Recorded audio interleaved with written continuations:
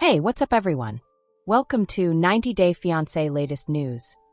Hospital monitor beeping fills the poorly lit room. For lines pour liquids into Gino Palazzolo's fragile body steadily. His once vibrant face is pallid, sweat building in his temples. He lies still, his chest rises and falls with short breaths.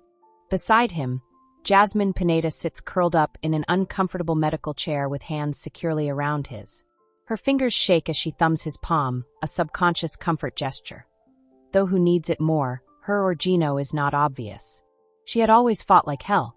From the beginning, their relationship had been a battlefield with love, passion, jealousy, and treachery abound. Nothing had, however, equipped her for this. Her phone buzzes on her lap, another alert BL flashing over the screen. Instagram is firing right now. Her post on Gino's hospital stay went viral. She had thrown everything out there in her raw, emotional state. The sickness, the doctor's uncertainties, even his pornography addiction. Her stomach turning with remorse, she wonders, maybe I shared too much. She studies the remarks. Thousands of people, fans, detractors, strangers, are analyzing their life and offering ideas like they know her, like they know what she's going through. One user probes, "Why are you still with him? This man deserves not your tears." Praying for Gino. One is an illness, it is addiction. Continue to be strong, Jasmine. The judgment battles with the outpouring of support. Jasmine shuts her phone and turns to check Gino. He still hasn't got up. She lets out a quick exhale and runs her fingers through her knotted hair. "Please wake up, Gino," she says quietly.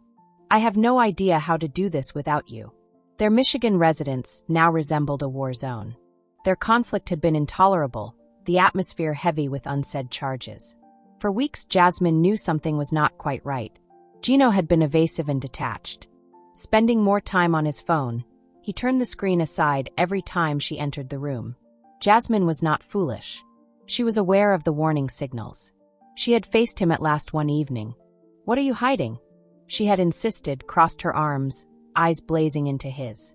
Gino had turned uneasily on the couch, his hands tightly clutching his phone. "Nothing, Jasmine," he said in a whisper. She had noticed, though, the way his fingers twitched, the way his eyes flicked toward the TV then away. Jasmine had grabbed the phone from his hold before he could respond. She had lunged, she turned aside his objections, her heart thumping as she went. And then there were clear pictures, private messages, links to websites she wanted to ignore. Her breath hung in her throat. "Gino, what the bloody hell is this?" Her voice shook with fury and was hardly a whisper. His voice frantic and full of guilt, he had tried to explain. "Jasmine, it is not what you believe. Simply said, I have struggled with this for years.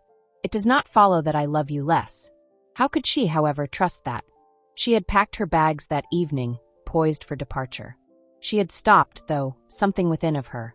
Lover? Hopefulness, or was it tiredness? The weight of their past crushing down on her shoulders, too heavy to bear but too painful to drop? She had stayed. But their love had never been as brittle. The doctor walks into the room carrying a copybook. Though Jasmine isn't fooled, she has visited hospitals enough to see the hesitancy on a doctor's face prior to giving terrible news. His demeanor is serene. She, bracing herself, stands right away. The doctor starts, voice even. "Mrs. Pineda, we have the test results." Jasmine holds the edge of Gino's bed so firmly that her knuckles go white. "Mr. Palazzolo has a major bloodstream infection. Quick propagation of the virus has affected several systems." But he stops and Jasmine holds her breath. "We have found the tension. We think he has a great chance of recovery with aggressive therapy." She lets out a strong exhale, a tsunami of relief. She says, "Thank you, doctor." Inhales. She goes back to Gino as the doctor leaves. He has not migrated. His lips slightly parted as though caught midway through a dream. His body is still weak. Then his fingers start to move. The heart of Jasmine jumps. She approaches, her breath stopping as his eyes twitch.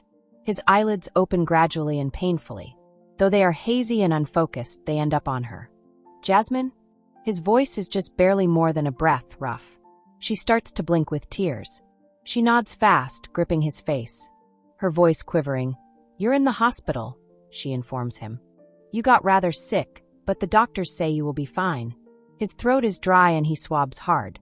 She softly places a dab of water to his lips after pouring it on a sponge. Still weak, his eyes fix hers. I'm sorry, he says in whispers. For everything. The breath of Jasmine grabs hold. Though they are basic, the words have great power. She had begged him to own his mistakes and take responsibility for weeks, months, years. And now, stripped of all his defenses, he lay in a hospital bed and at last had. She lets tears run down her cheeks. We'll talk about it later, she adds quietly. Right now, simply relax. Gino softly nods, his fingertips caressing hers. She backs off in the chair and gently exhales. Not by a long shot, this war is still ongoing. Truths to face and healing of wounds still need work. But just now he is living. Perhaps, just maybe, they have an opportunity to start over. She gives his hand a little squeeze. I'm not going anywhere, she says quietly. We will make it through this. One progressive step at a time. Gino closes his eyes and falls back into sleep. Jasmine stays by his side, clinging to hope.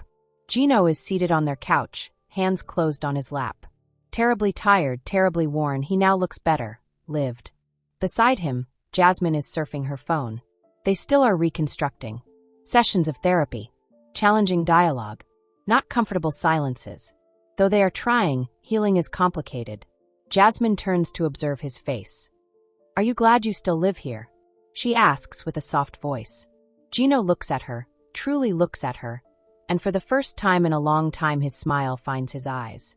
He says, I am. Because I still have you. Jasmine nods silently and exhales gently. Then we'll be okay. Not flawless, not healed, but together they sit in the silence side by side. For now too, that is sufficient. This gossip is over. If you liked the video, then give your opinion in the comment box and stay with us by subscribing the channel. Thank you.